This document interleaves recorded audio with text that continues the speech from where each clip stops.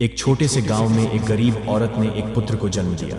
बच्चा सुंदर था, लेकिन सबसे अनोखी बात यह थी कि उसके हाथ पर एक नीले रंग का दाग था।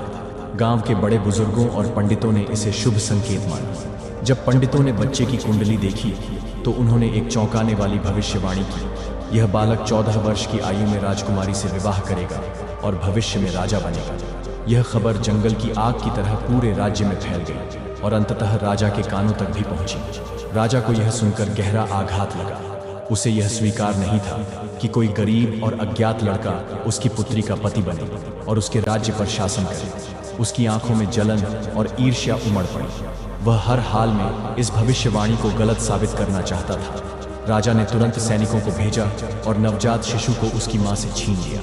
लेकिन वह सीधे बच्चे को मारने का आदेश नहीं दे सकता था, क्योंकि यह उसकी प्रतिष्ठा के खिलाफ था। उसने एक चाल चली। बच्चे को एक लकड़ी के संदूक में बंद करवाकर नदी में बहा दिया।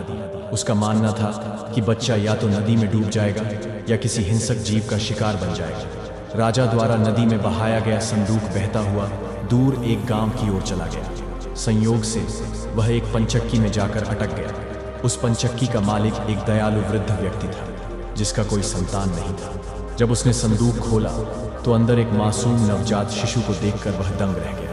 बच्चे की नाजुक मुस्कान ने उसके हृदय को पिघला दिया और उसने उसे अपनी संतान के रूप में पालने का निश्चय किया।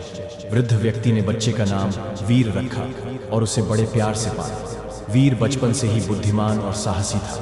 वह न केवल शारीरिक रूप से बलवान था, बल्कि उसे शास्त्रों और रणनीतियों का भी अच्छा ज्ञान था। समय के साथ वह एक सुंदर, विनम्र और चतुर युवक बन गया। गांव में सभी उसे पसंद करते थे, लेकिन वीर को हमेशा यह जिज्ञासा बनी रहती थी कि वह वास्तव में कौन है और उसके